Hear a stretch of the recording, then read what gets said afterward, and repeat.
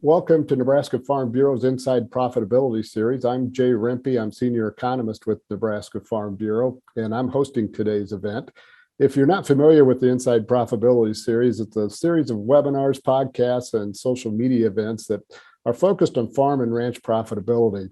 And what we want to do with these series of events is provide you with information that you can use that's of value to you in managing your farm and ranch. And we're always looking for topics. The topics that we try to focus on are identified by our members, and we're always looking for topics to focus on. So please, if you have any ideas, any challenges, problems, or issues that you face on your farm and ranch that you think might be worthy of a webinar or a podcast, please let us know.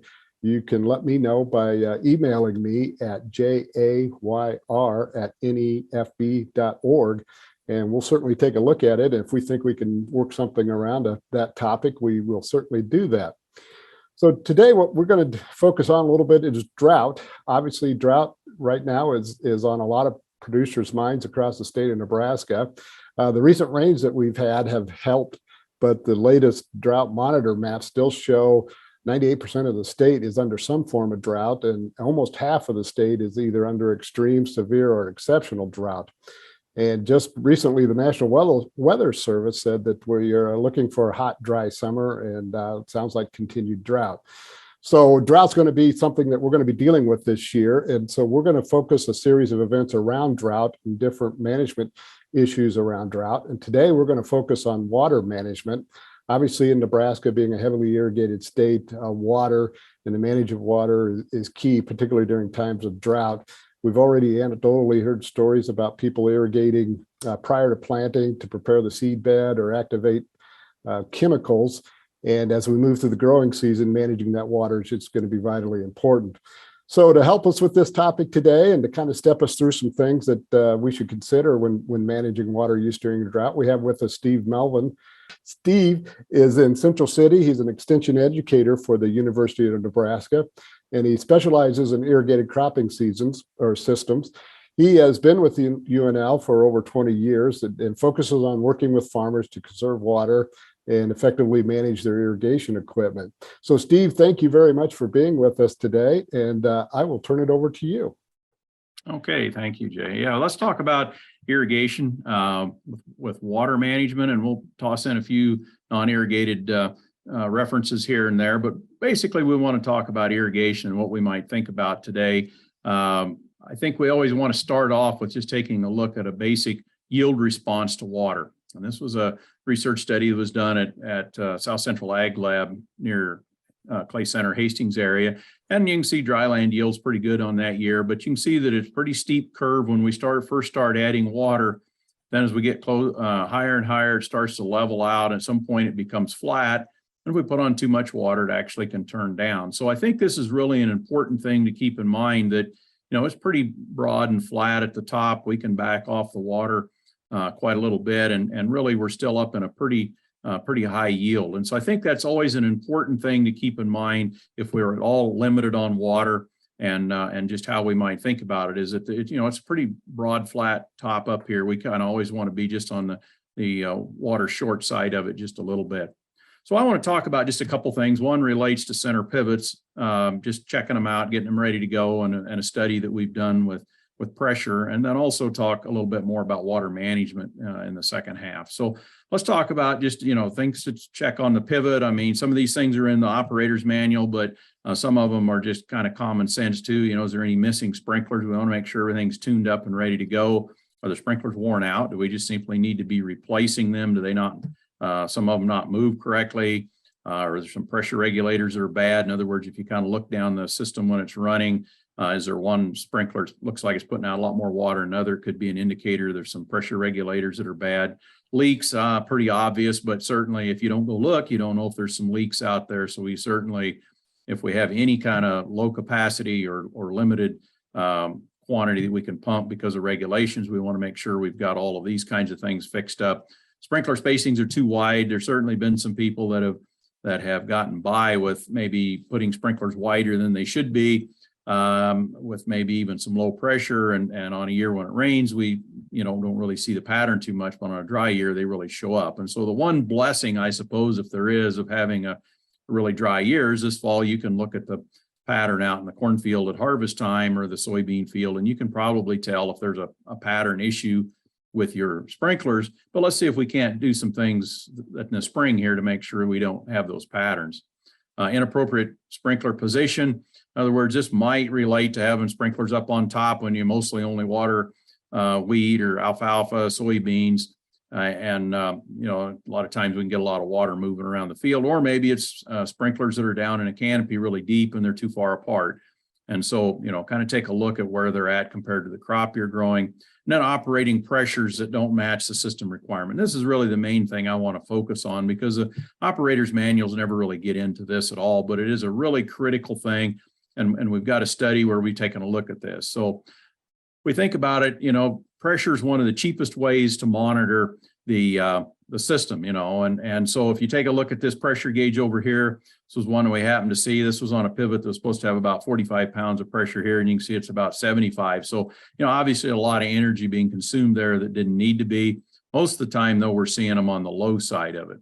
So, you know, we know what the pressure should be. Every pivot is a little bit different. So you need to make sure and look in the sprinkler chart. That's the papers that come with your sprinkler package. If you've lost that, you should be able to go to your pivot dealer or the company that sold you the sprinkler package, and they should be able to reprint that out for you, because the pressures are just different based upon flow and a whole lot of things, elevation changes and things. So you just really need to look that up if you're not really confident what it should be.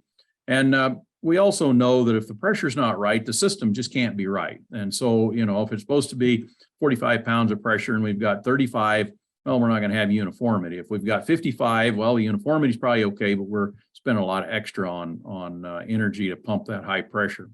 Flow meters, you know, typically we kind of think about these as being more of a regulation tool that's out there, but if we've got them, you know, use them for management. You can see the system's supposed to flow 700 gallons a minute.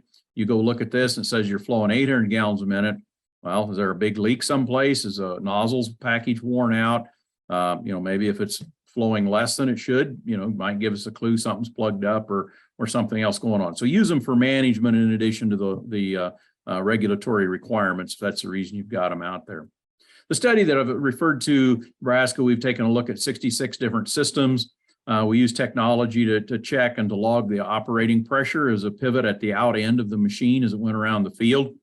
And, you know, we always need to keep in mind that pressure where the sprinkler's at needs to be 5 PSI above the pressure regulator. So in other words, if we got a 15-pound pressure regulator on the machine, we should have 20 PSI in the pipe to make sure that the pressure regulator functions correctly. So if we've got a 15-pound pressure regulator and only 15 pounds of pressure, it's not going to work correctly.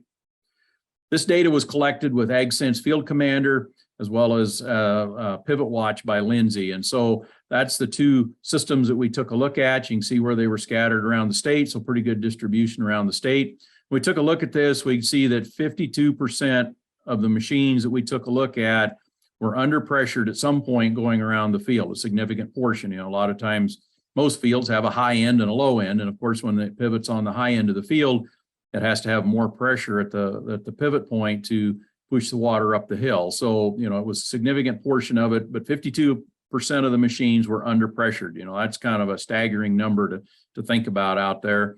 About 17% were about right. And then about 32%, almost a third of them were over pressured. And so, you know, that just had more pressure than they needed to have entire way around the circle. And so certainly an opportunity to save some moisture or some energy, I mean, in this situation. We take a look at where those were at. The number that probably, well, didn't really surprise me, but I think it should surprise most people is that these flat fields, this is a 0 to 25% or 25-foot elevation change. That's essentially a flat field. 29% of those pivots that they found that were under pressured were on these really, really flat fields. And that probably means the groundwater's dropped a little bit in that area, or there's some wear in the pump or the nozzles, there's some leaks or something. And so that's why we ended up under pressured here. You know, we think about it as being on an elevation change is where we've got that. And indeed 20 to 60%, that's kind of our typical rolling kind of pivot. You know, 41% of those machines were under pressured or were where those pivots were found, and then 29% were on the steeper ones, the 60-foot plus elevation changes, which is, kind of that's where you'd think the problems would be, but that was still only 29% of those. So certainly a significant problem out there. We need to make sure that we go out and check that. Here's a computer simulation of what happens when we underpressure a pivot, and this would be on a flat field. This is supposed to be designed at 41 PSI. That'd be this blue line. Obviously 48, would be underneath the blue line. And so it would be a good uniform application of water when we're overpressured, but it's too much energy. But when we start backing off, for 35.7, that's not too much different. You can see out on the out end of the field, in fact, that would be 26% length of the pivot, but 45% of the field would be underwatered in that situation. You think about it, these outside spans, make a big circle around, and they're covering a lot of land. And so it doesn't take a lot of the outside end of the pivot to be messed up to really affect a lot of acres. If we drop down to 28 or 29 pounds, you can see now we're affecting essentially the whole pivot. On the out end, it's going to be, if we thought we were putting an inch of water on, this is just a ratio, but let's say that we're putting on 1 inch, that would be, dropping clear down to, only about 3/4 of an inch or so getting applied out there when we thought we were putting on an inch. So it's pretty significant, problems show up if we get under pressured. One quick and easy way to check the pressure out on the end of the machine with just having one pressure gauge, we can put a fitting in here, neck it down, and put these Schrader valves on them. These are the same kind of valves that's on the pressure tank at the farmhouse. And so we can put that on there, just get an air chuck with a clamp and put a good quality pressure gauge on it. And we can go out and clamp this on, go start the machine and see what it is. If it's a 12-pound pressure regulator, and we need to be 5 pounds above that, or 17 PSI would be the minimum we would want. So if we had this pivot on the high spot of the field, if it does have an end gun on it that would be on at that time, and we had 17 pounds, we'd be just right. If we took a look at it, I mean, typically we're going to be a couple more than that, but if we also looked at it, instead of 17, we had 37, then we would know that we were overpressured and need to take a look at it. So pretty quick and easy way to double check that. And on a dry year like this, when we may not get much rain to offset any of our non-uniform patterns with our pivot, we certainly want to make sure the pressure's right and that we're doing a good job. There are some things you can do. You can visit with your dealer or give me a call. We can talk about ways to correct the problem if we find that we're over or under pressured. Change gears just a little bit. When we take a look at irrigation and how it impacts the crop, this is a chart that was put together by the FAO. It talks about evapotranspiration deficit, how it impacts corn yield. The way that we read this chart is that up here are zeros on this is the ET and this is the yield. So this would mean a fully watered, full yield crop would be over at this point. If we came down this way to 30%, that would mean that this crop was evaporating 30% less water, evapotranspirating 30% less water than it would like to. So it's being a little bit on the dry side. On over here, this would be, we were at the 0.3, we would a 30% yield decrease. In other words, if it was a field that was just for round numbers going to yield 100 bushels, it would yield 70, be a 30% decrease. So how does that impact when we look at different growth stages? And that's really what I want to focus on here. You know, if we are at a 20% decrease during the vegetative stage, we're only going to have about an 8% yield decrease. Now, that's something that we don't want, but look at that in comparison to if we were at the pollinating stage or at the flowering, it's referred to on here, but the pollen shed or the tassel time, that 20% water deficit would result in a 30% yield decrease. I think all of us kind of intuitively know that we've really got to do a good job with our irrigation during that pollination phase. You know, we really need to, you know, have the whole year kind of tailored around having the corn in the best possible condition it can be at pollination, and then early grain fill is the two most critical times in order. If we look at that, you know, 20% during the vegetative stage, which, you know, we just don't have that. I mean, this is a really long stage from the time you plant the corn till tassel. Most of that time, even if we, you know, we'll have maybe some leaf rolling or something late in the afternoon, but, you know, most of the time the corn's in good shape. But this flowering stage is pretty short, and that's only a 20% deficit for a very few days as a major impact. Most grain crops you'll see have something very similar. You know, the late in the season type of a thing. Also, you know, if you had a 20% decrease, and, you know, this isn't a real long stage, but you can see it has, you know, 2 or 3% yield decrease is all. So many times I hear guys talk about, man, if I'd have just put on one more irrigation, I'd have got 20 bushels more. And that just isn't really what the data shows. You know, the ripening phase, there's just, again, get to a very, in fact, it's the least sensitive to drought stress there is. And so we can really focus on drying that field down, using up the stored soil moisture, not to an absurd stage, but certainly getting it dried down pretty good and not really worry about yield. So I think this is a really important chart to kind of think about. Vegetative stage, you know, we can stress the crop slightly, and I'll show some data a little later. It doesn't really affect the yield, but boy, during that pollination and then the early grain fill is really where we really have to make sure we're taking care of business with our irrigation system. And the same way with our dryland crops. You know, if it's stressed out here and this time of year, or we're on into you know, the early summer, and then we get some really good rains in July and August, we're in pretty good shape. And of course, we don't know that, but until we get the rain right, but it certainly gives us a little hope that it may rain a little bit more later on. If we take a look at this, would be yield increases per inch of water applied with a center pivot. And this would be like an example in Southwest Nebraska. I think this one we ran, it's a computer simulation, but it was out like at Imperial. This is grain yield inches per bushel or bushels per acre inch of water applied. And I think we said this crop probably would yield like 60 bushels without any irrigation. But we can see that first one increased the yield of 1 inch of water application. We expect to get 13 bushels for that acre inch. But then we look at the second one we put on, we get just slightly less. And the third one just slightly less. And so the long and the short of this story is that we end up with every additional inch of water that we put on giving us just a little bit more grain, or just a little less grain than the previous inch. And that's just kind of what we would expect to have happen with any of our grain crops. You know, we get the most bang for our buck, so to speak, at the very first one. And then as we add more and more, and then at some point we get to where it's really falling off, you know, we get to 12 or 13 inches in that area, we're still getting a little bit more yield, but boy, it really drops off quick. And so this is an important concept to keep in mind, particularly on a dry year, particularly for an allocation, thinking about next year, how, you know, do we want to save some water for next year or not? We really need to keep this in mind, that water may be better invested next year. As we move on and take a look at this data that was generated out in Southwest Nebraska, this is a time when I was out there working with some farmers out there. There was some several places around Southwest Nebraska that you can see on the chart here. We had a fully watered treatment, what we called a water miser, and then a deficit. And basically, the fully watered was the university recommendation for all season. We kept the crop fully watered from planting through black layer.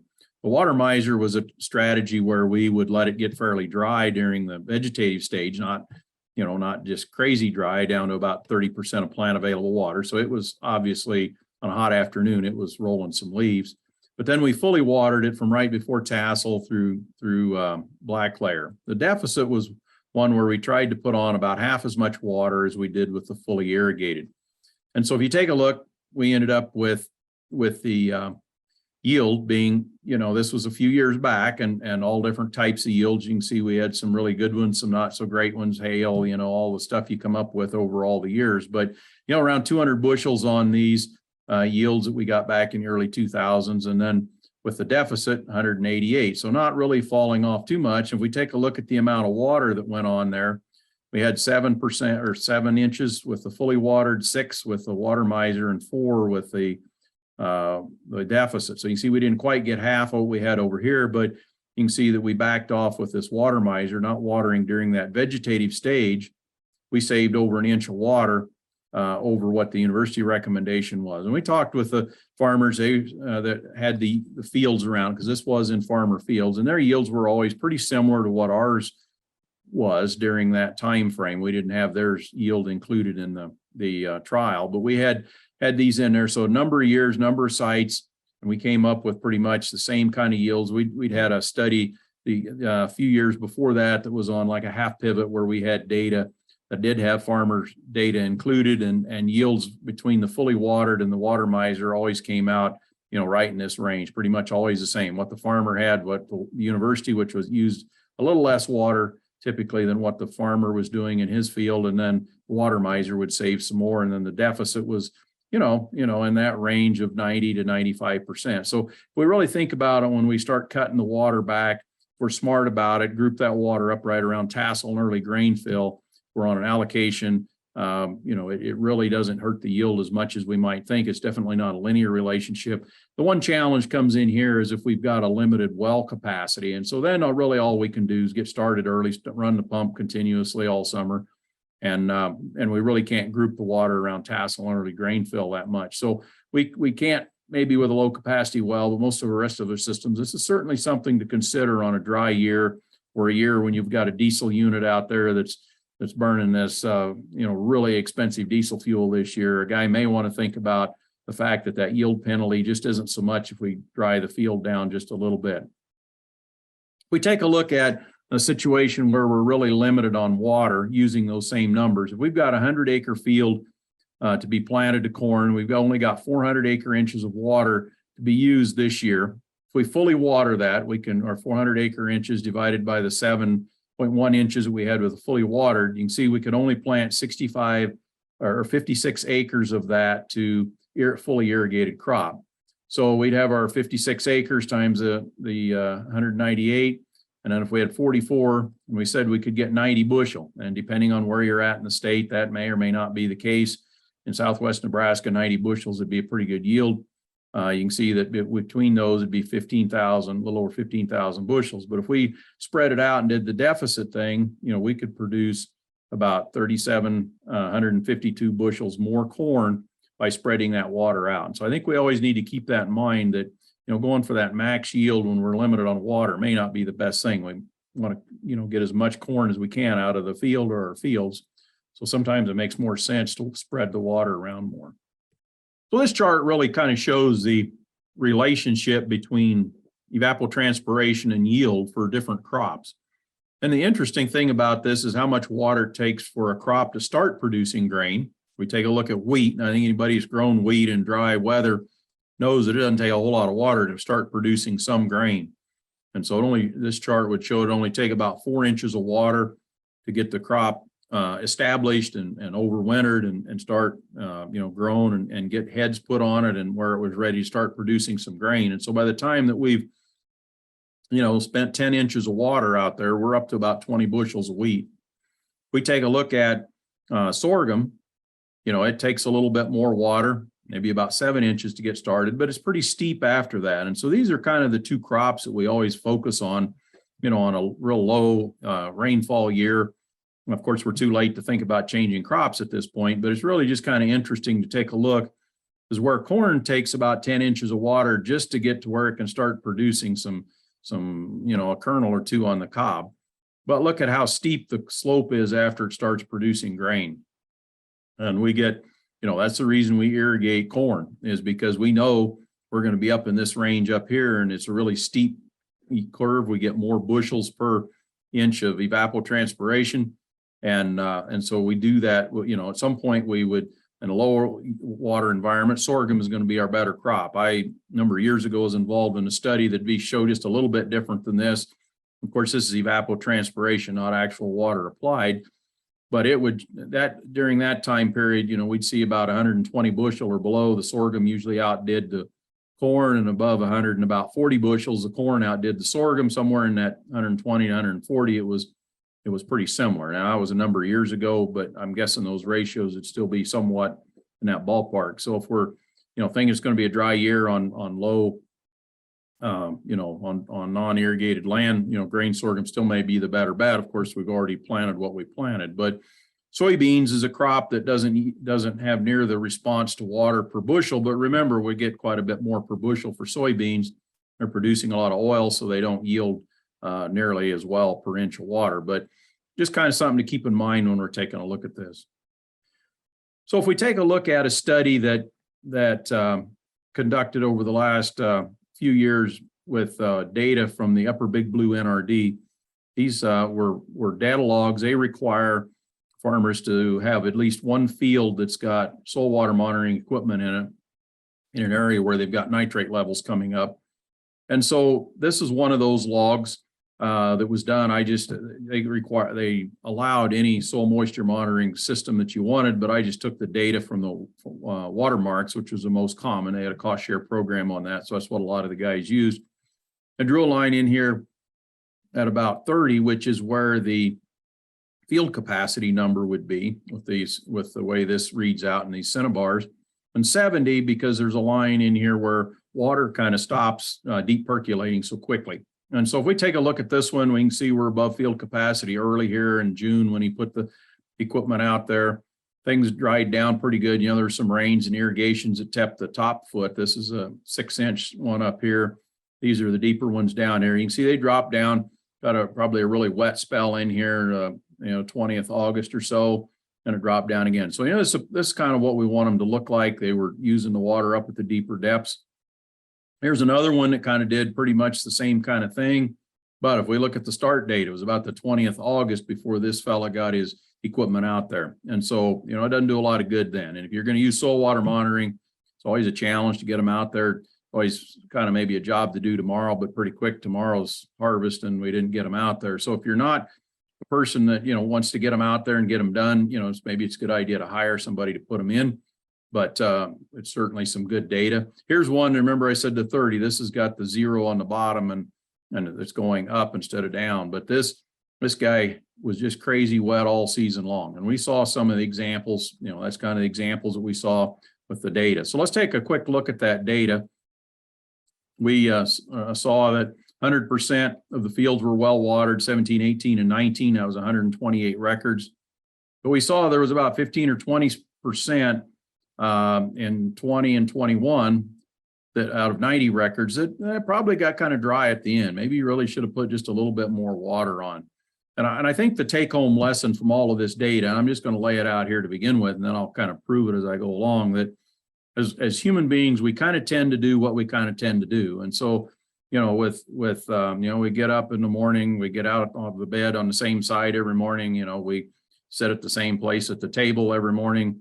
If we plant the rows the same direction out in the field, we put on about the same population of seed every year. We put about the same amount of nitrogen on. I mean, there's good reasons for it, right? I mean, we do a lot of the same things because it makes sense, but sometimes it's just a force of habit. And irrigation just really can't be one of those where we do the same thing. I've seen this time and time again that typically a lot of producers over irrigate just a little bit.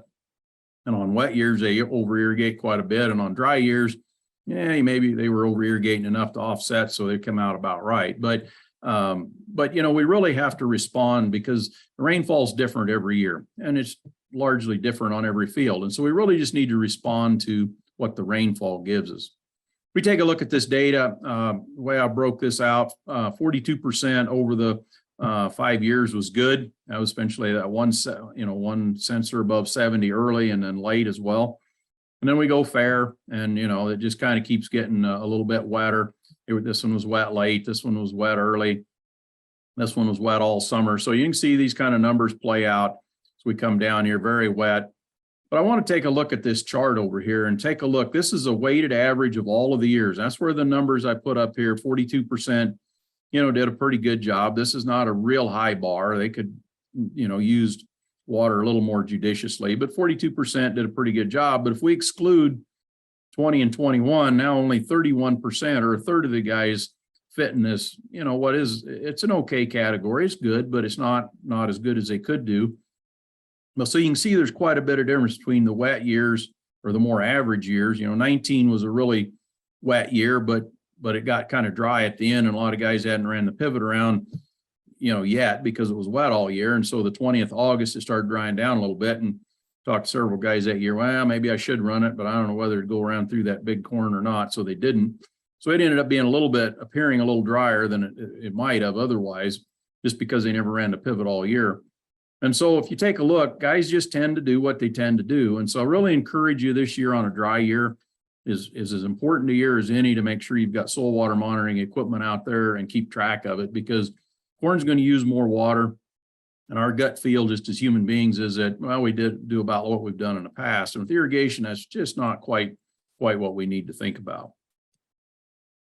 If we take a look at the another way to look at this data, 15% or the percent of the fields that became drier moving from August to September 15th. In other words, we want to be using up some of that stored soil water. The days are getting shorter, cooler, the corn's senescing, so we can pull more of that water from deeper And so we'd really like to see the field get drier during that time of year. If we take a look at this is the soil in the 15 to 25 inch zone below the surface that got drier. And you can see how the numbers kind of played out. 17, not very many of the fields, only about not even a third of them got drier during that time. And that's really our goal, is to dry that field more out late in the season. And if we take a look again here, looking at all of the years, 43%, but if we take a look excluding the wet years, only about a third, 35% got drier going into the fall. And this is one where we really want to focus on trying to get 100% of the fields getting drier during that time period. We look at the little bit deeper zone. It takes more overwatering to get this 25 to 36 inch wet, because of course this top layer has to get wet before this one can get wet. And even there, you can see there's just a tremendous difference if we take a look at the more normal years versus the last two really wet year or dry years. And so again, I really want you to take that home as a point that, we really got to do something to monitor soil water, either with some soil water monitoring equipment or some ET equipment or something to do some irrigation scheduling. We don't have time to go over irrigation scheduling today, but it's really critical, just because, we just don't do a very good job when it's, this field is received, twice as much rainfall as another one. And most every farmer is going to have a field a lot of years that do that. If we take a look then, another thing that I think is really important to think about, the precipitation needed to refill the soil. And if we've got an irrigated field and we get it dried down to this 40% plant available water in the top 4 feet, with the loam, it's only going to take, and our silt loams is only, it's going to take 4.8 to 5 inches to refill that. And so it doesn't take a lot of off-season precipitation from, fall through the spring to come up with that 5 inches of rain. And typically what I see, guys just aren't able to get these fields that dry. And so more likely it's 2, maybe 3 inches is about all it takes to fill that up.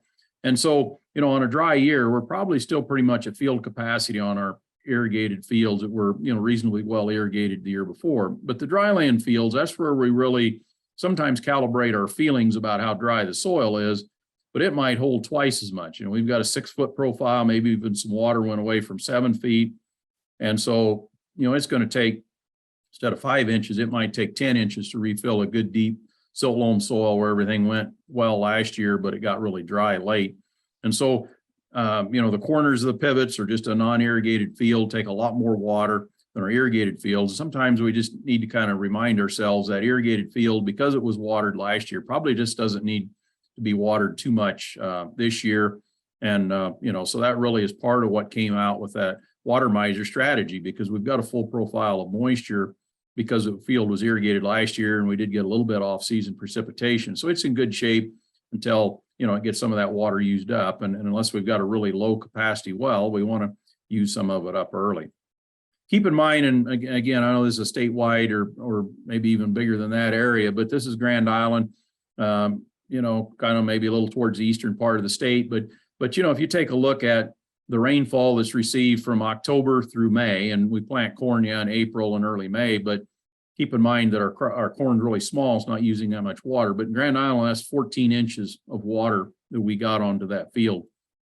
Now, we're not going to get all of it in there. Some of the snow evaporates or we get some runoff and different things. But even if half of that got in there 7 inches, and we could only hold 5 of it, our field should be at full profile. And I would dare say that, 90% of the fields across the state of Nebraska that were irrigated reasonably well last year have a full profile of moisture, but obviously our dry land do not. And that's quite a different situation to think about.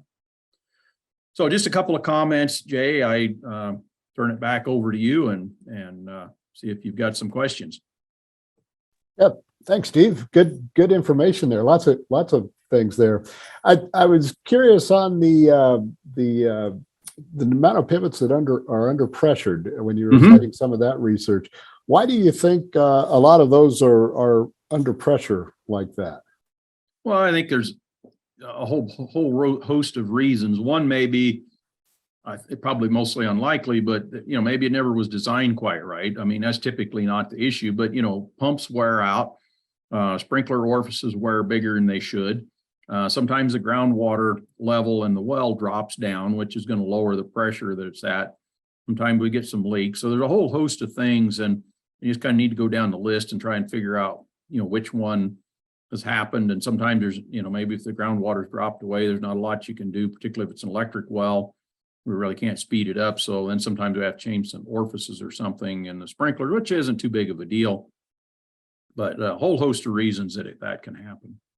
From what I took are a couple things, one that are key, and I just want to make sure that I got this right, but one was the proper pressure, making sure you got proper pressure. But secondly, soil monitoring and monitoring that soil moisture over time. Are those kind of the two most important things that irrigators should be thinking about? Yeah, I think so. The pressure certainly has to do with uniformity and getting the water put out there uniformly, which is really critical to not using more than we need. I mean, if we got a non-uniform application, of course, we can pump more water and offset the low irrigation areas, but we don't really want to do that. So I think, yeah, those are probably the two main issues to think about for this year. Okay. And I was just curious, I know I mentioned it earlier, but anecdotally we'd heard about the planting in some extremely dry conditions this year.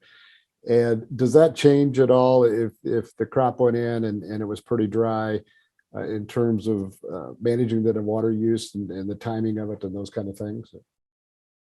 Well, I think probably the profile was still pretty much filled. Again, we leave the fields pretty wet, and then of course we've gotten some moisture since then. So it's really the most critical inch of water we've got. It's the inch that's right in the surface when we plant, right? I mean, that's really the key to the whole year, is getting a good stand and getting the herbicides activated and the fertilizer in the soil and all of those things. And so kind of my recommendation is, and of course we're past that at this point, but is that if the planter will work fine in the soil the way it is, then go ahead and plant, apply what you need to, and then put some water on it to get the crop to come up. But sometimes we get so dry that we can't get the planter in the ground, or maybe the soil's so crumbly it just doesn't work right. And then I think it's a good idea to put some water on ahead of time, but just enough to get the soil so the planter works nice in it. There isn't any reason to, again, unless we were super dry last year, or this is the first year we've irrigated this field, really pay attention to what's down there, because we're probably pretty much of a full profile. It's just that surface is really dry because we haven't received rain for the past 3, 4, 5 weeks or whatever it happens to be on a given year. Right. Okay. And this might be an unfair question, Steve, but I'll throw it out there. Okay. But the last time, obviously, 2012 was an extremely dry year, and we had to manage through a drought. And in some respects, it kind of seems like we're shaping up the same this year. But as you think back to 2012, was there one or two things that you saw irrigators doing that you thought, boy, I wish they wouldn't be doing that, or that they should be doing something differently? Yeah, I think probably the one thing is just watering so much during the vegetative part of the corn. At some point, particularly with a diesel well this year, a guy's going to get real sick and tired of paying the diesel bill, and even with electricity, I think it's just really one of those things that really don't water during that vegetative stage too much if you don't have to, because I think that's just using some water that, sure, the corn likes it, sure, the corn looks a little better, but I mean, I showed that data that it just really, you can let a little drought stress happen during then, save a little bit of water, and who knows, it might start raining at some point this summer. And so I think that's the one. The other one that I think sometimes, and this is a little bit the fault of my colleagues at the university, we've really talked about not watering soybeans until like the 20th of July or something like that. And I think on those really dry years like that, we've got to put enough water on them to keep them moving along. I saw some beans that guys just, okay, we don't need to water them until August or the end of July. And they just really, and the soybeans, they grew, they didn't die, but they were just so short that when we really started putting water on, they just didn't have the canopy. They never closed canopy. And they were just too short. They were not a really big enough plant to produce the beans we wanted to. So I think, that's caution I would give guys on a really dry year. Sometimes the soybeans, we do have to water a little bit before that time frame. I think all the guys in Western Nebraska know that pretty well, but we do have to keep them moving along so there's a big enough plant to produce beans when we do start watering. Right. Okay. So, well, thank you, Steve. I think that's all the time we have for today. But if anybody's watching this webinar and want to get in touch with you for a little more information or have a question or two for you, how best can they get in touch with you? Well, email's pretty simple, steve.melvin@unl.edu, or, you can do a search and find on the university website. All right. Well, thank you very much, Steve, for being with us today.